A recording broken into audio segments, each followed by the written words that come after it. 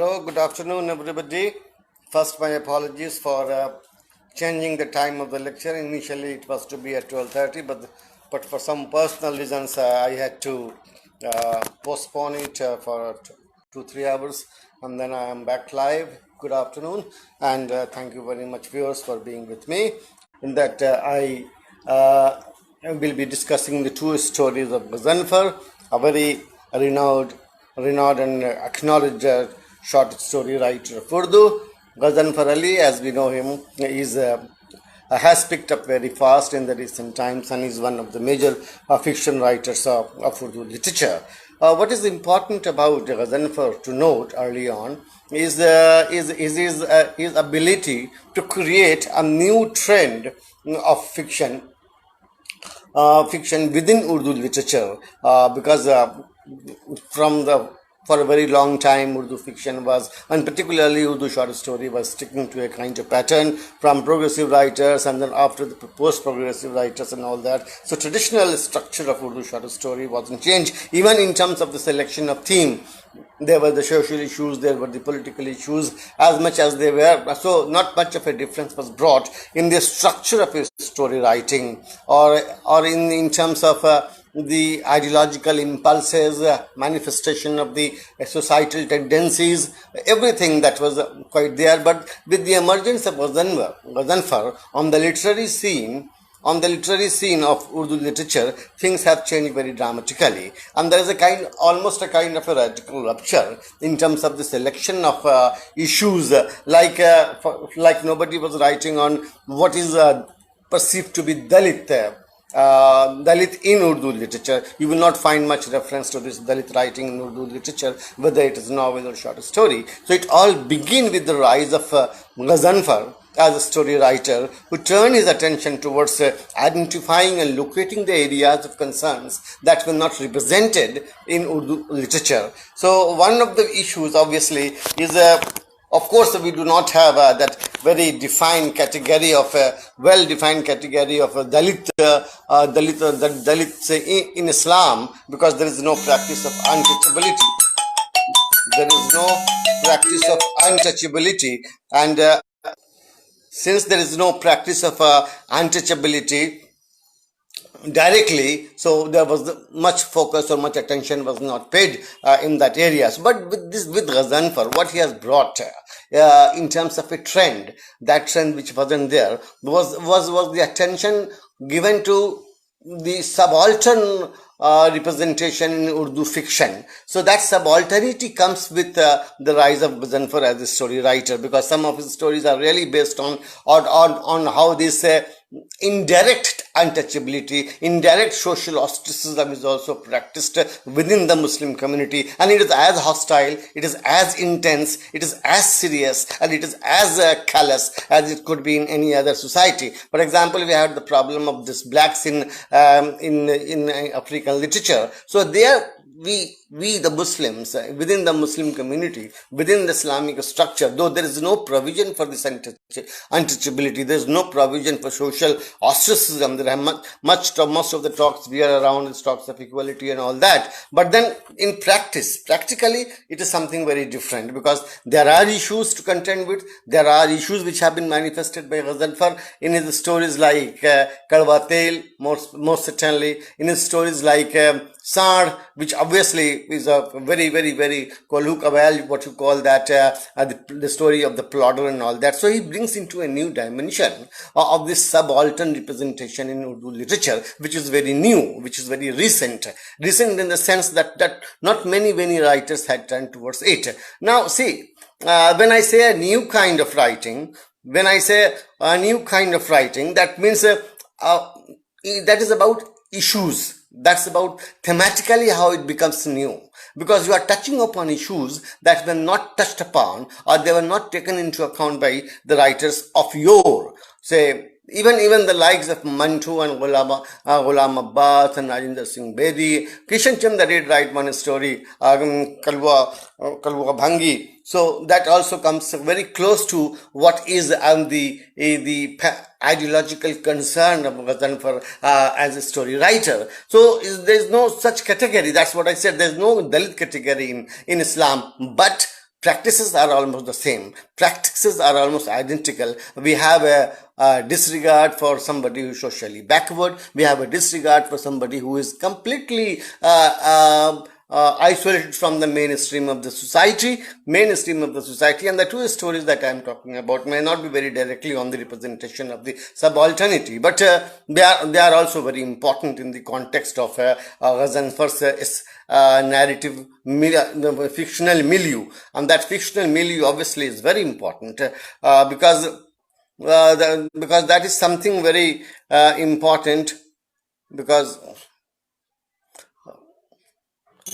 here you lies something that's new about him. Though there's no such category as I said, but practically there are issues to contend with. There are issues that we can go into. The stories I have selected for discussion are Khalid Ka Khatna and Missing Man. These two stories that I will be talking about. But then that is the brief kind of a background to understand Ghazanfar as a writer of substance, as a writer who creates his own milieu, and as a writer who has brought a touch of novelty to Urdu fiction.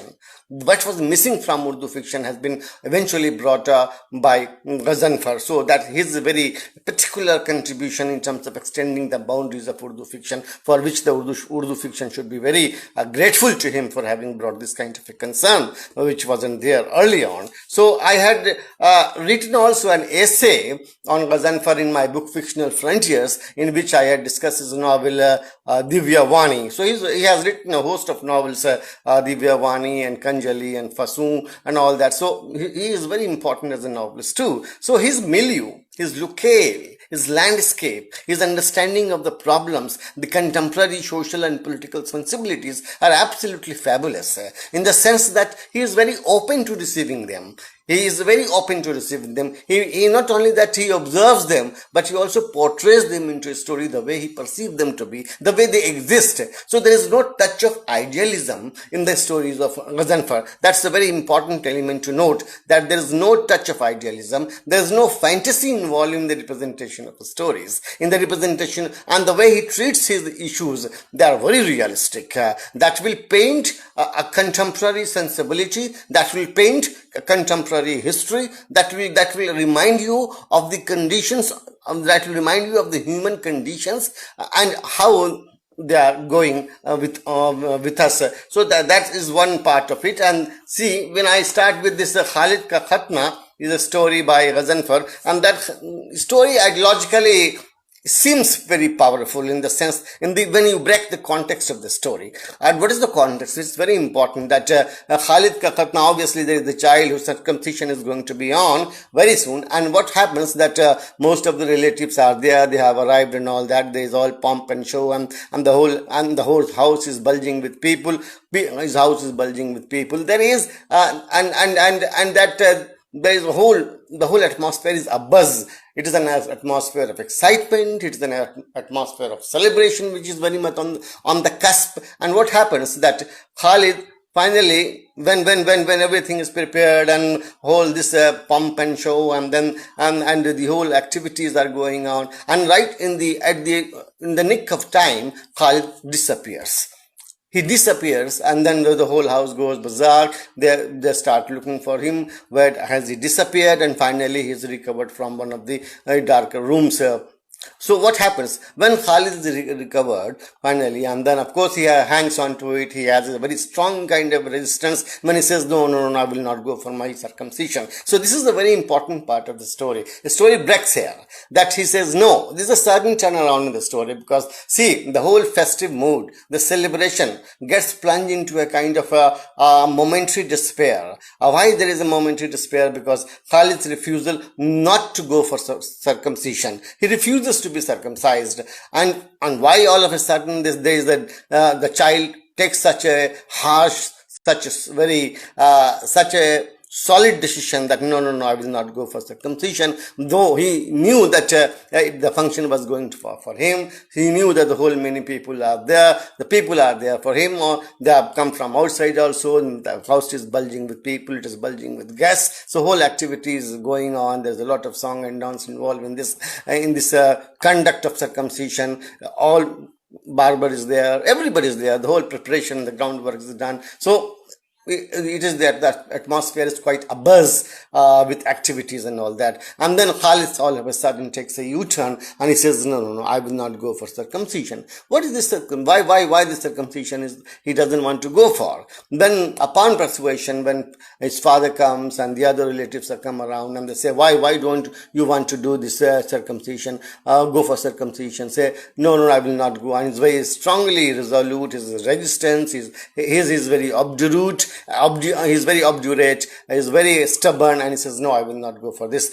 Upon much persuasion, finally says that if I go for circumcision, this is a very important part, almost a point of revelation here. Here the story reveals itself, and this is a very important part of the story. That what he says that no, I will not go for circumcision because his parents have told him that this is the very circumcision that will be a source of trouble for him, and someday he will be killed by some lumpen elements. This is what he is afraid. Remember the psychology of the child, the way it gets tormented, which is very important.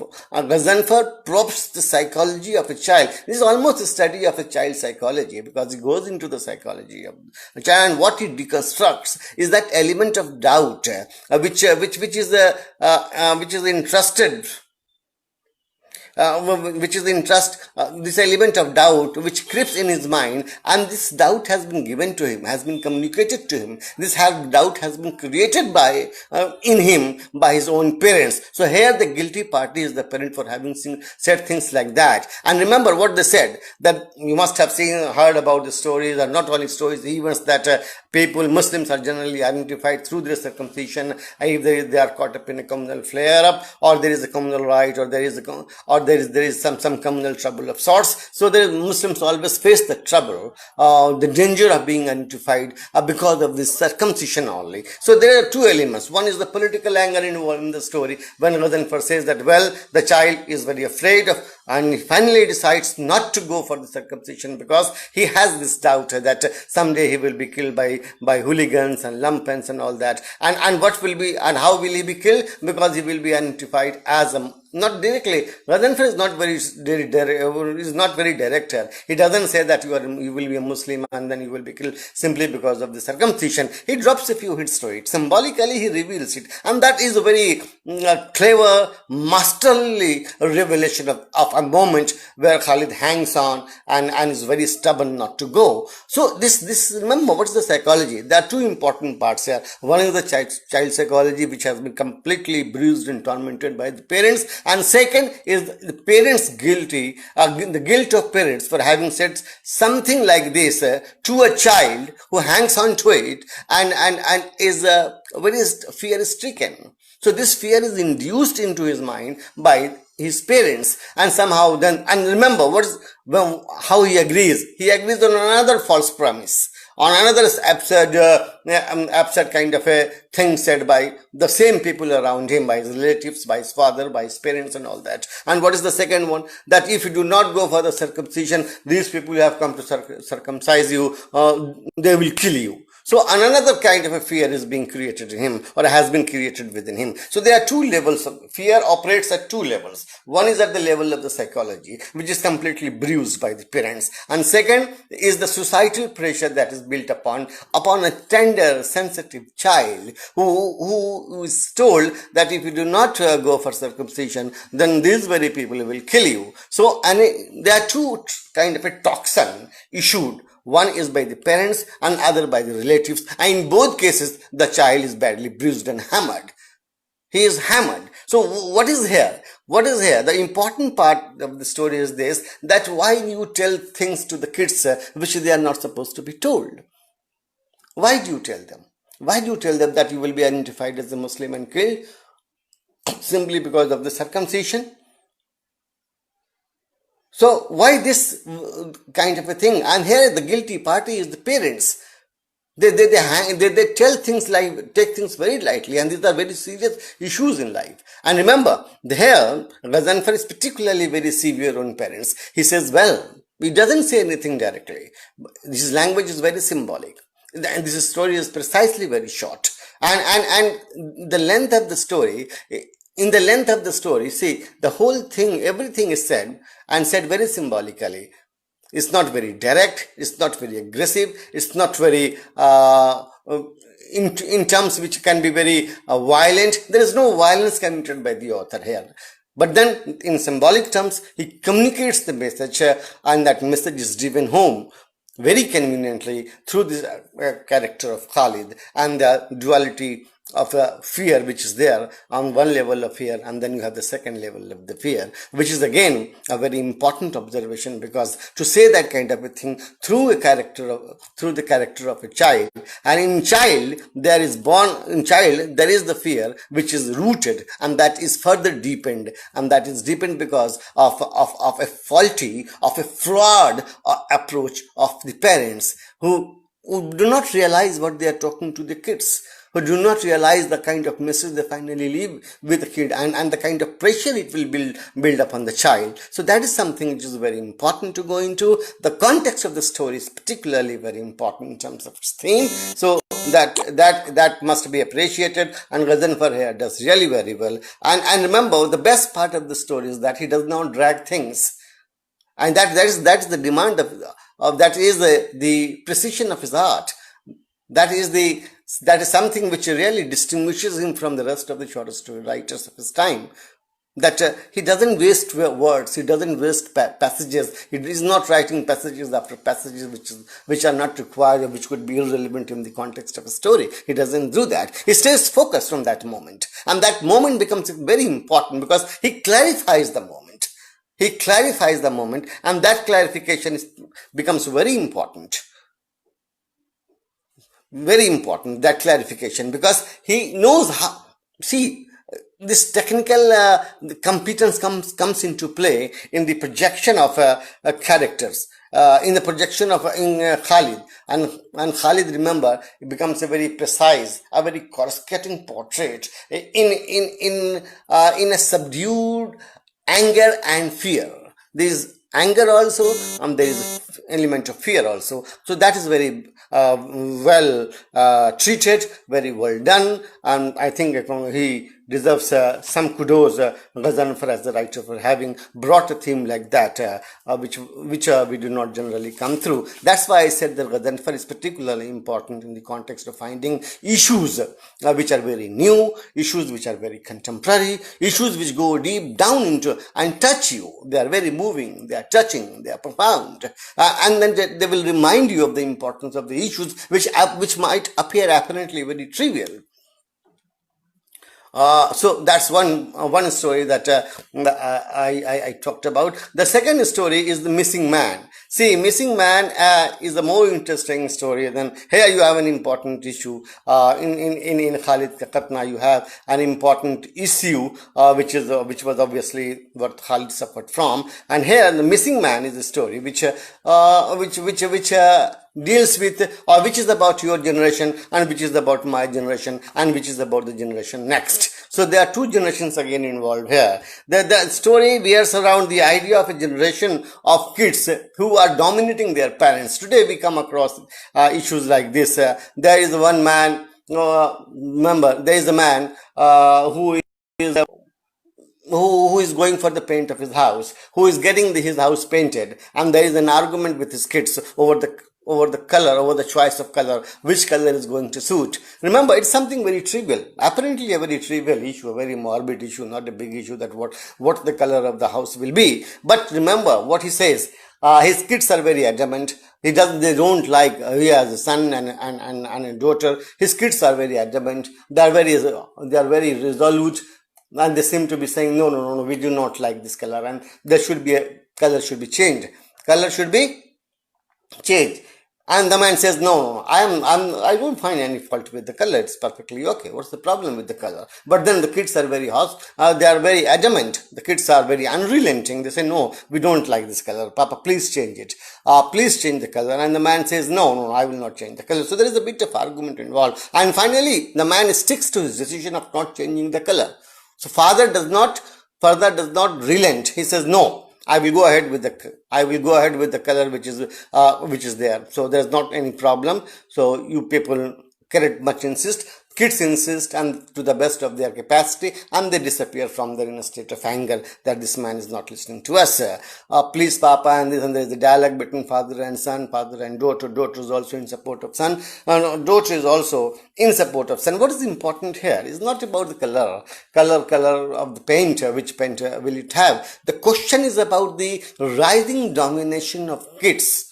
Today is a rising domination of kids over their parents, and the parents are really playing second fiddle to their own children, which is a very disconcerting part of the story. Why does he say that there is a missing man? He is referring, Razenfar here is referring to that generational gap, the gap between the two generations, and what was his generation like, and how, and the kind of dialects that he could have with his own father. Remember, his father was a very traditional, imposing kind of a father who did not agree with anything. He wanted to go to a Muslim university for education. His father said, no, I will not send you there. He wanted a colorful cycle. His father said, no, I will not get you that. You will get a Hercules cycle. And then if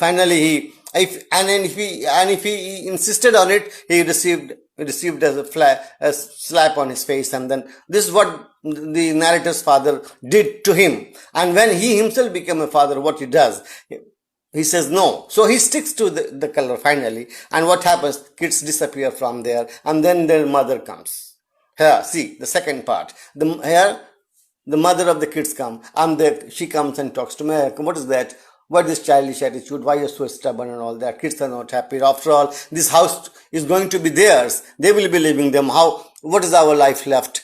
What is our life left? For how many years we are here? Finally, this house will belong to them. They are going to be the owners of this house. So why not to take their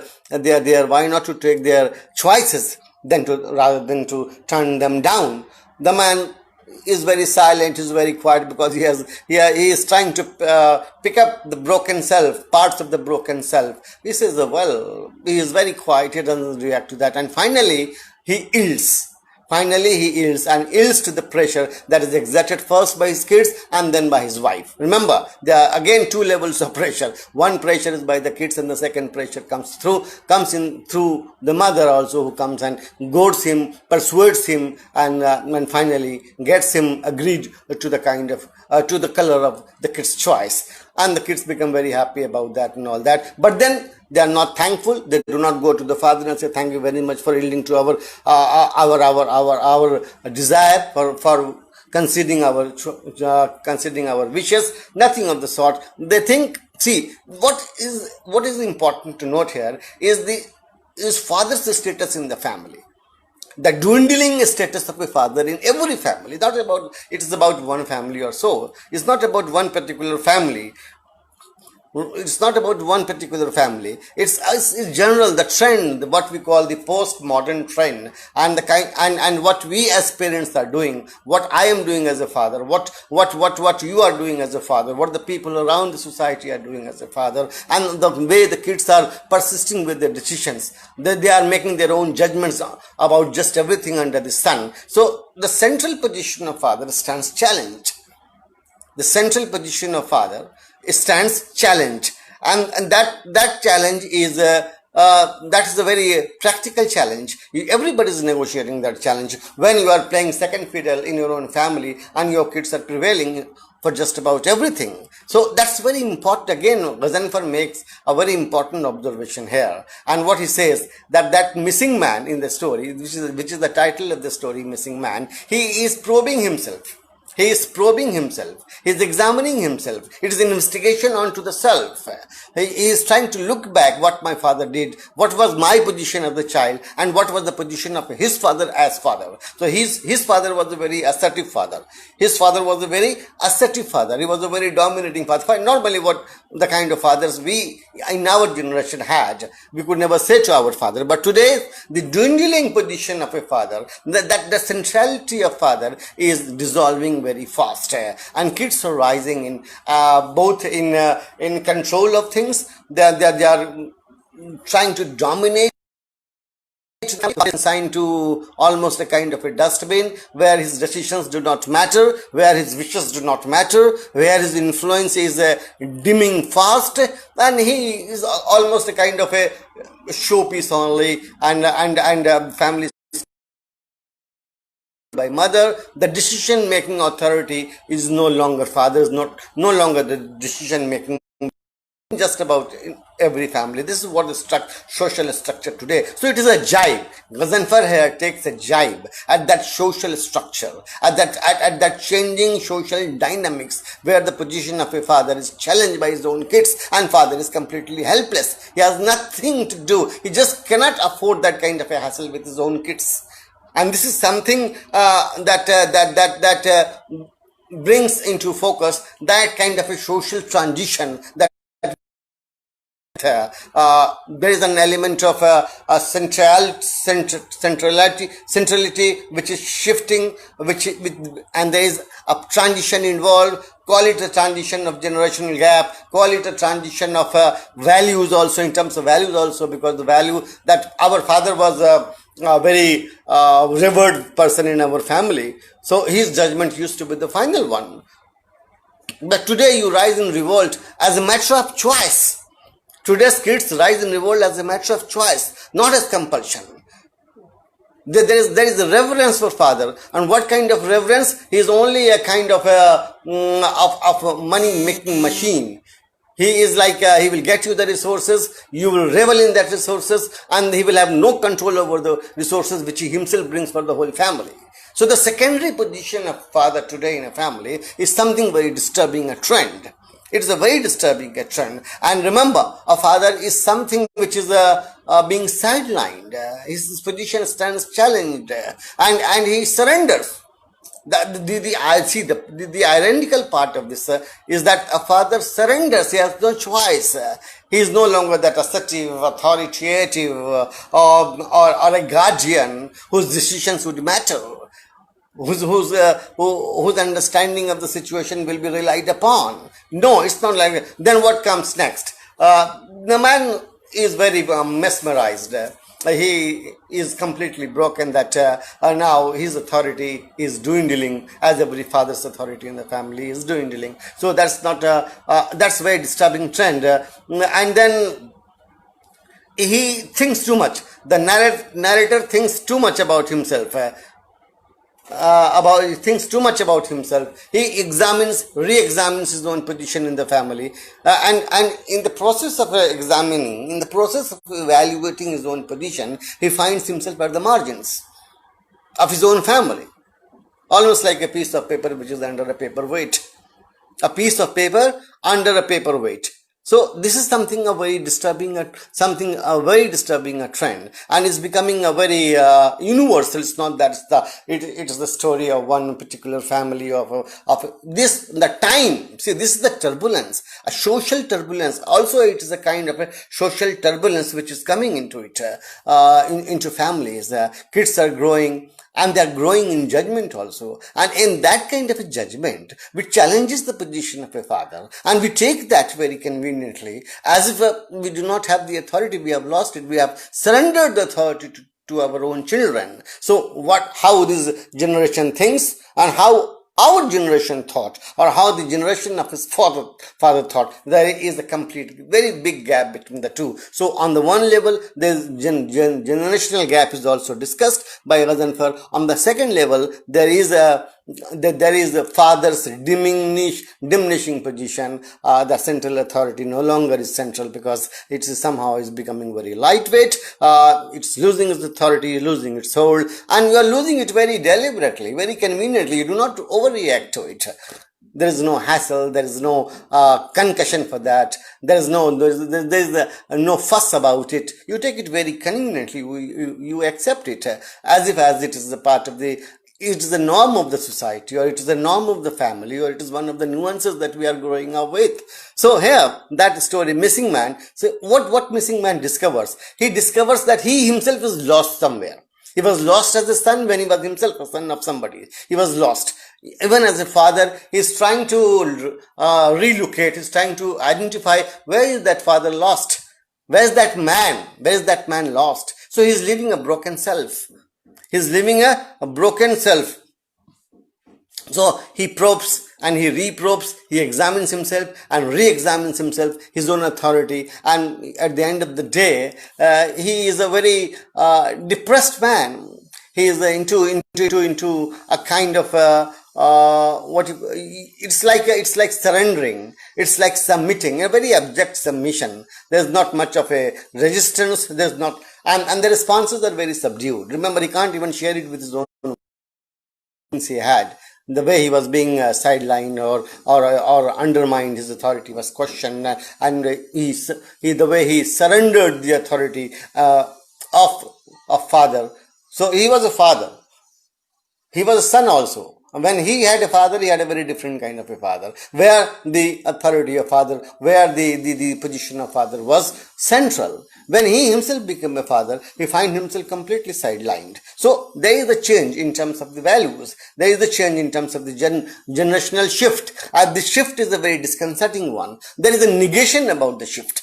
It's not that it is a very positive shift. It's not a positive shift.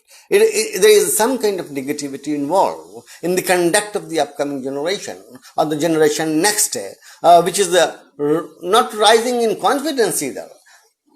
Which is not rising in confidence either. Which is only enjoying a status which is given to him by the secondary position of the guardians in a family. So the guardians no longer matter. They are not very relevant people. Yes, their resources matter. They are only there for you to fetch resources, and final decision and the judgments of everything, just about everything, will be made by themselves, by them only, and they will not like any interference even from a father. And there will be arguments and points and counterpoints. There will be tussle, there will be hassles and all that, which we do not know, because talking to father had our own reservations in our times. This is what Ghazanfar says in the story Missing Man. The man is lost completely, is broken, and he's trying to pick up the bits and bobs of his own broken self. So this subdued response of a father to the rising influence of their kids is what the story says. So that also becomes very important, and this is how this story becomes particularly very important, because it gives you a context, and that context is very important. Because why? Because it is more a matter of a practical observation about it. You feel it, I feel it, any other father would feel that, but then you do not question it. Its wisdom lies in being quiet about the issues which hit you. You are hit, you die by inch every day. You are sensitive. It's a very coruscating portrait of a character who suffers in silence, whose anguish is his, whose anger is his, whose angst is his, but he cannot make his angst even known to his own people, and there will be no respect, no reverence for that anger of the head of the family, who will rail, who will roll, who will crumble under the duress of his own conditions. So that if you lose authority, this is what happens, and this is the trend today, what you call postmodern trend, where the responses of the kids are very aggressive, where the responses of the kids are very stubborn, and they are getting the kind of education which is only helping them undermine the authority of their own parents. So there will be more troubles, more problems will be there, because these very kids who disown their parents at a later date, when they become independent and when they go into their own practical lives, and the blame is shifted to a woman, that the woman does it and the girl who comes and does it. No, it's not like that. So we see what the story says. The story takes a jibe. The story attacks the flickering position of a father in a family. That flickering position is challenged. So come on, you have got to assert yourself, and you must have the capacity to assert yourself. If you cannot assert yourself in your own family, where else would you assert? So this is what, that's why the title is given, Missing Man. The man is trying to recover himself. The man is trying to probe his own lost identity, to examine where has he really disappeared. The self has disappeared. That thinking mind has disappeared. It is a troubled mind. It is a troubled response of a father in silence. So in silence, it is a troubled response. But the kids do not bother. They are happy-go-lucky people. They want the best of everything without honoring the position of father in a family. This is what the missing man is. So, as a matter of conclusion, I must tell you that what is very important about the technical aspects of short story writing, which Ghazanfar is particularly very noticeable, because the best part that I could find about his story is that it is very issue-focused, issue-based. It is not that simply a literary or an intellectual flourish or a linguistic flourish. It's not like that. It's not confined to that linguistic flourish alone. He does not write anything which is not required. He does not write anything which is not required. So that's a very important part. One of the demands of short story is brevity. That you must have the clarification of the moment, that a short story is a moment's monument. And then here Ghazanfar qualifies to be a very successful practitioner of a short story, which is a very demanding art. And one of the demands of a story is to be clear about what you are writing. And this is to the credit of Ghazanfar, that he makes no bones about what he's writing. He is very focused. He is very focused, and he does not drag his passages unduly. And that's what I said. He does not write anything which is not required. He writes what is essential, what is particularly important to write in the context of whatever issues that he has picked up.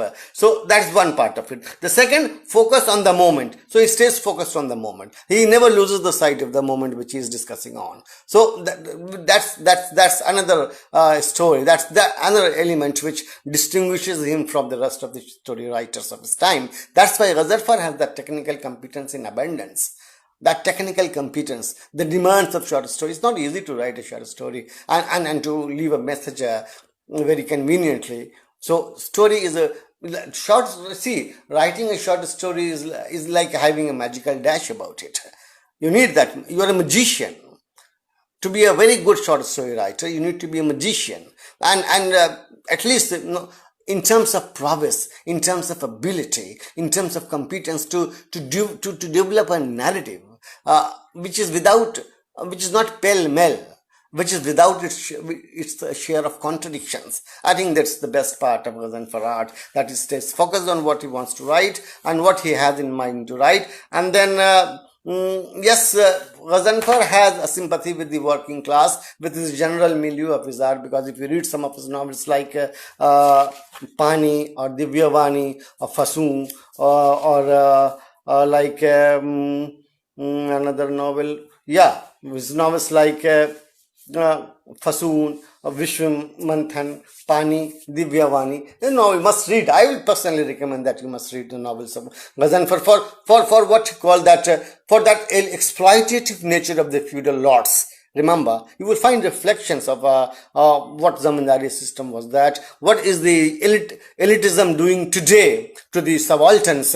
within the Muslim structure of the society? So that is also what is very important to go into. And remember this, I wrote an essay on him long back, but when I was growing up as a teacher. I wasn't very mature and I didn't have a very mature literary sensibility. But then I did try, even then at that point in time, I did try to deconstruct his art to the best of my limitations, not to the best of my abilities. So that may be excused if there is something which is not very up to the mark. So I will call Ghazanfar a very successful story writer, a practical story writer who understands the practical compulsions of story writing. And remember, one of the things which is very admirable about him is that there is brevity, there is density, and there is unity in his stories, which every must develop if you wish to be a short story writer. So with these words, I think I will conclude, but with this recommendation that those who have not read Ghazanfar must read Ghazanfar as a matter of compulsion, because if you do not read him, you cannot have a proper perspective of what Urdu fiction is today, where it is drifting, what are the trends in Urdu fiction which are very new, and this is the contribution of Ghazanfar, that subalternity in Urdu fiction is brought to by him, and not only brought by him, he writes it.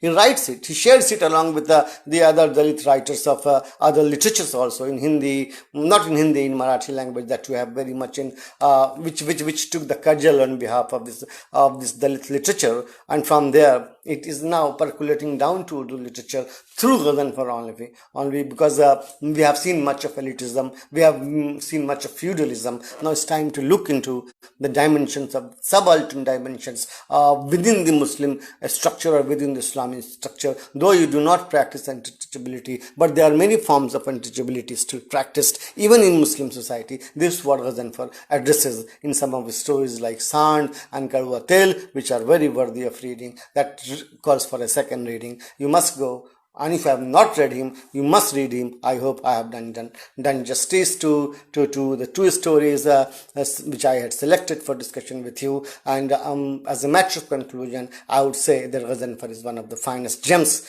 writing today, or is engaged in writing fiction, and I hope his stories are represented in English also through translation, and if there is no translation, then I would suggest that he must try to get his stories translated. He must approach people who can translate them, because he is a very successful writer, and a writer who must be held in a very high esteem, a very dignified writer, because there is dignity in his art, and I am not very buoyed by the personality of the artist, because that is something I don't care for. I simply care for the art, and for me the paramount importance, the thing which is most important, is obviously the art, where Ghazanfar excels as an artist, as a short story writer, and as a writer of novels. I hope I have dragged the whole discussion to its end. Now, thank you very much for being with me. Those who are connected to me, Safdar Imam Qadri, you seem to be online. Thank you very much for being with me and for being here for this long. And anybody else, whosoever is there online and listening to me for this is my deconstruction of the two stories of Ghazanfar Ali, and I hope I talk more about him in future, and I will make my selection and talk Dr. Safdar Imam Qadri. I am thankful to him also for having suggested me the stories to talk on and discuss on. So I had chosen these two stories, this Khalid Ka Patna